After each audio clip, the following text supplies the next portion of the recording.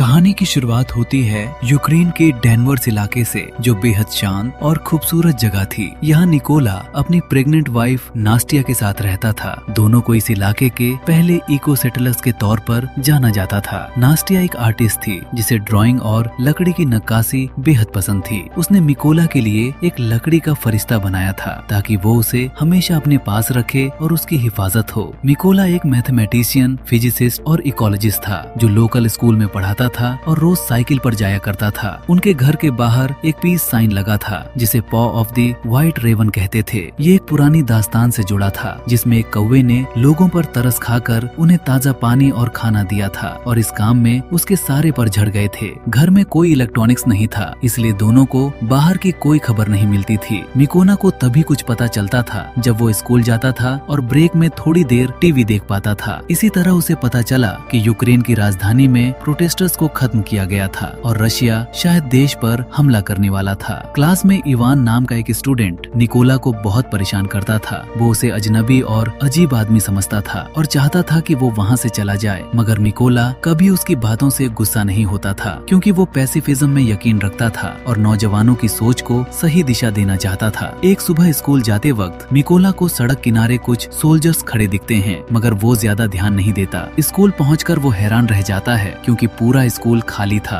TV देखते ही सब समझ आ जाता है, रशिया ने यूक्रेन पर हमला कर दिया था। उन सोल्जर्स को याद करके निकोला को अपनी वाइफ की फिक्र होती है और वो तुरंत घर की तरफ भागता है, मगर बहुत देर हो चुकी थी। रशियन सोल्जर्स वहाँ पहले से मौजूद थे और नास्तिया को पीट रहे थे। मिकोला उसे बचाने की कोशिश करता है तो उसे भी पकड़ लिया जाता है। सोल्जर्स ये तसल्ली करने के बाद कि वो जासूस नहीं है, घर में आग लगाकर चले जाते हैं, मगर नास्टिया उन्हें पत्थर मारकर जवाब देने की कोशिश करती है। सोल्जर्स बिना एक पल रुके उसे गोली मार देते हैं और चले जाते हैं। मिकोला तबाह होकर अपनी वाइफ की लाश से लिपट जाता है और सामने उसका घर जलता रहता है। कुछ घंटों बाद यूक्रेनियन मिलिशिया के 2 मेंबर मिकोला को ढूंढते हैं। उसकी पहचान चेक करने के बाद कि वो एक बेगुनाह नागरिक है, वो उसे नास्टिया की कब्र खोदने में मदद करते हैं। जाने से पहले मिकोला वो लकड़ी का फरिश्ता अपने साथ ले लेता है जो उसकी वाइफ की आखिरी निशानी थी। वो उसे अपने बेस पर ले जाते हैं। बेस पर बड़े अधिकारी एक अजनबी के अचानक आने से खुश नहीं थे क्योंकि वो जासूस हो सकता था, मगर मिकोला ने तुरंत खुद को साबित किया। उसने कहा कि वो फौज में शामिल होना चाहता है और रशियंस को अपने देश से बाहर निकालना चाहता है। इसके बाद मिकोला को एक सख्त ट्रेनिंग कोर्स में भेज दिया जाता है जहां उसे अपने जिस्म को थका देना और हथियार चलाना सीखना था। एक पैसिफिस्ट के तौर पर उसने ये दोनों काम कभी नहीं किए थे। हथियार खोलना और जोड़ना उसके लिए खास तौर पर मुश्किल था और उसके सुपीरियर्स उसका मजाक उड़ाते थे, खासकर जब उसने रेवन कोड नेम चुना। मगर मिकोला ने हार नहीं मानी। वो रात को देर तक हथियारों की प्रैक्टिस करता रहता और लकड़ी का फरिश्ता पास रखता ताकि अपना मकसद याद रहे। उसका मकसद था अपनी वाइफ का बदला लेना। कुछ हफ्तों बाद ट्रेनी को पता चलता है कि फ्रंट पर काफी स्नाइपर्स की जरूरत है और आर्मी वॉलंटियर्स ढूंढ रही है। ज्यादातर लोग दिलचस्पी नहीं दिखाते, मगर मिकोला तुरंत हाथ उठा देता है। एक बार फिर मजाक उड़ता है, मगर मिकोला एक चैलेंज लेता है। वो आंखों पर पट्टी बांधकर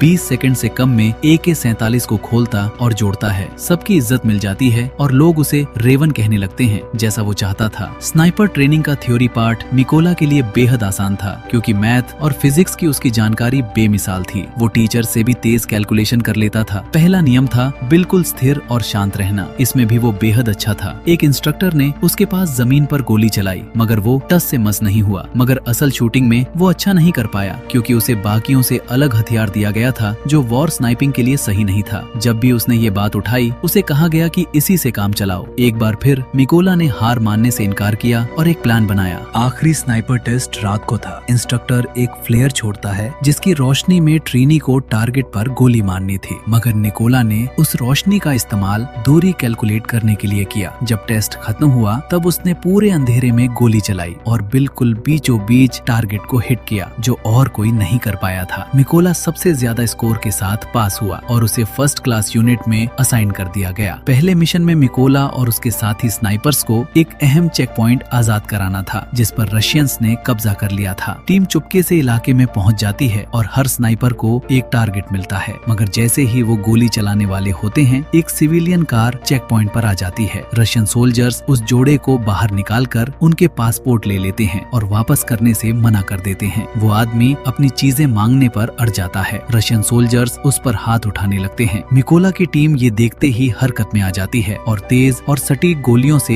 हर सोल्जर को खत्म कर देती है, उस सोल्जर को भी जो सिविलियन औरत को ढाल बनाने की कोशिश कर रहा था। मिशन पूरा होने के बाद टीम चेक पॉइंट पर यूक्रेनी झंडा लहराती है। बेस पर वापस आकर मिकोला को पता चलता है कि उसके साथी नए ट्रेनी एक और मिशन पर गए हुए हैं। वो इस वक्त का इस्तेमाल अपने पुराने स्कूल को देखने जाने में करता है। धूल भरी खाली क्लासरूम देखकर उसका दिल भर आता है। अगले दिन जब दूसरी टीम लौटती है तो मिकोला को बेहद दर्दनाक खबर मिलती है। उसका एक दोस्त दुश्मन स्नाइपर के हाथों खत्म हो चुका था। ये बदले की एक और वजह बन जाती है। अगले मिशन में मिकोला की टीम पेड़ों पर पत्तियों के पीछे छुपाकर विस्फोटक लगाती है और फिर घास में लेटकर दुश्मन का इंतजार करती है। जब रशियन सोल्जर्स जंगल में आते हैं तो निकोला को कुछ ऐसा दिखता है जिस पर उसे यकीन नहीं होता। इवान रशियन फौज में शामिल हो चुका था और दुश्मनों के साथ उसी तरफ आ रहा था। कैप्टन के गोली चलाने का आदेश देने पर मिकोला होश में आता है और डेटोनेटर दबा देता है। इवान सहित सभी रशियन सोल्जर्स खत्म हो जाते हैं। कैप्टन पूछता है तो मिकोला सब बता देता है। कैप्टन कहता है कि इवान ने खुद अपनी पसंद की थी। ब्रेक के दौरान मिकोला और कैप्टन घर की यादें शेयर करते हैं। कैप्टन के पास अपनी फैमिली की फोटो थी। उसने अपनी वाइफ से ये तय किया था कि बेटियों को अपनी नौकरी की सच्चाई नहीं बताएगा, इसलिए वो सोचती थी कि वो बिजनेस ट्रिप पर हैं। मिकोला उसे लकड़ी का फरिश्ता दिखाता है और बताता है कि ये उसकी अपनी फैमिली की निशानी है। कुछ दिन बाद यूक्रेनियन फौज बॉर्डर के पास की खाइयां सुरक्षित कर लेती है। स्नाइपर टीम पोजीशन लेती है और रशियन फौज का इंतजार करती है जो इस इलाके पर हमला करने वाली थी। मिकोला फरिश्ता पास रखकर काम के लिए तैयार होता है, मगर तभी उसकी नजर आने वाले रशियन सोल्जर्स में उस आदमी पर पड़ती है जिसने उसकी वाइफ को खत्म किया था। मिकोला अपना सुकून खो देता है और बार बार कैप्टन से गोली चलाने की इजाजत मांगता है, मगर कैप्टन हर बार मना कर देता है क्योंकि दुश्मन सही पोजीशन में नहीं था। आखिरकार मिकोला का सब्र टूट जाता है और वो खुद ही गोली चला देता है। गोली उस सोल्जर को लगती है, मगर इससे उनकी पोजीशन दुश्मन के एक छुपे हुए स्नाइपर को पता चल जाती है जो तुरंत जवाबी फायर करता है और कैप्टन को खत्म कर देता है। रशियन फौज उन पर फायर खोल देती है। निकोला को कैप्टन की लाश घसीटते हुए हर गोली और हर बम से बचते हुए मैदान पार करना पड़ता है। कई घंटों बाद जब मिकोला बेस पर पहुंचता है तो उसका सुपीरियर वादा करता है कि उस स्नाइपर को ढूंढने के लिए जांच होगी जिसने कैप्टन को खत्म किया, और जब वो मिलेगा तो मिकोला को बुलाया जाएगा। इस बीच मिकोला गहरे अपराध बोध में डूब जाता है और अपनी गलती का कफ्फारा अदा करने के लिए अकेले मिशनों पर जाने लगता है। उसकी स्नाइपर स्किल्स अभी भी बेहतरीन थी और वो कई रशियन सोल्जर्स को खत्म करता है, मगर अकेले होने की वजह से वो बहुत ज्यादा रिस्क लेने लगता है और एक दुश्मन की गोली उसके बाजू में लग जाती है। मिकोला एक गुप्त ठिकाने पर जाकर ठीक होने और खबरें देखने लगता है। तभी एक अहम फोन आता है। फौज को उस स्नाइपर की लोकेशन मिल गई थी जिसने कैप्टन को खत्म किया था। मिकोला को वापस बुलाया जाता है। मिशन से पहले सोल्जर्स को सारी जानकारी दी जाती है। उस स्नाइपर की गोलियां बेहद लंबी रेंज की थीं। वो 5 यूक्रेनी स्नाइपर्स और 3 मशीन गनर्स को पहले ही खत्म कर चुका था। उसका नाम सर्री था। सबसे बुरी बात ये थी कि वो अपने सभी शिकार की वीडियो रिकॉर्ड करके पोस्ट करता था ताकि उनका मनोबल तोड़ सके। उसने कैप्टन की मौत की रिकॉर्डिंग भी पोस्ट की थी। इतने नुकसान की वजह से उन्हें सर्री की लोकेशन का पता चल गया था। वो एक केमिकल प्लांट में छुपा था जहाँ क्लोरीन का स्टोरेज था, इसलिए वहाँ माइंस नहीं बिछाई जा सकती थी। इसलिए एक और प्लान बनाया गया। यूक्रेनियन स्नाइपर्स छोटे सोल्जर्स को खत्म करके रास्ता साफ करेंगे ताकि मिकोला अंदर घुसकर सर्री से आमने सामने निपट सके। मिशन शुरू होता है। सभी यूक्रेनियन स्नाइपर्स पोजीशन लेते हैं और मिकोला मैदान में रेंगते हुए बिल्डिंग की तरफ बढ़ता है। पहला सोल्जर जो उसे मिलता है वो वही था जिसने उसके घर पर हमला किया था। उसने मिकोला को पहचान लिया और कहा कि उसे पहली बार में ही खत्म कर देना चाहिए था। एक तेज और संतुष्टि देने वाली गोली से मिकोला उसे खत्म कर देता है। फिर वो अपनी टीम को सिग्नल देता है। सभी यूक्रेनियन स्नाइपर्स एक साथ फायर करते हैं और बिना किसी अलार्म के पूरे इलाके को साफ कर देते हैं। अब 2 रशियन स्नाइपर्स बचे थे जिनमें सरी भी था। जब उनके साथियों के कॉम्स पर कोई जवाब नहीं आता तो वो चेक करने जाते हैं और सब खत्म पाते हैं। इस दौरान मिकोला बिल्डिंग के अंदर और गहरे चला जाता है। सर्री बैकअप बुलाता है और दूसरे सोल्जर को पहरे पर भेजता है। फिर वो अपनी जगह पर वापस जाता है तो वहाँ एक छोटा लकड़ी का फरिश्ता देखकर हैरान रह जाता है। उसी वक्त मिकोला सामने आता है और सर्री पर कूदकर चाकू से उसे खत्म कर देता है। दूसरा रशियन सोल्जर एक ग्रेनेड का शिकार हो जाता है जो उसका इंतजार कर रही थी। इसके बाद सर्री का बुलाया बैकअप इलाके में पहुंचता है। मिकोला सर्री का रेडियो उठाकर उन नए सोल्जर से कहता है कि वो जो कुछ किया है उसकी कीमत चुकाएंगे। जैसे ही रशियन ट्रक रुकता है यूक्रेनी सोल्जर्स उस पर फायर खोल देते हैं और कुछ ही सेकंड में सभी टारगेट खत्म हो जाते हैं। अब मिकोला ने अपनी वाइफ का, अपने दोस्त का और अपने कैप्टन का बदला ले लिया था। वो थोड़ा वक्त निकालकर नस्तिया की कब्र पर जाता है। वो गिरा हुआ क्रॉस सीधा करता है। उसे अपना घर बेहद याद आता है, मगर वो रुक नहीं सकता क्योंकि अभी उसके देश के लिए बहुत काम बाकी था। जल्द ही वो एक और अकेले मिशन पर निकल पड़ता है। जितने भी रशियन सोल्जर सामने आए उन्हें खत्म करने के लिए तैयार। और यहीं पर हमारी कहानी खत्म होती है। अगर आपको ये कहानी अच्छी लगी तो हमारे चैनल को सब्सक्राइब करना बिल्कुल भी न भूलें।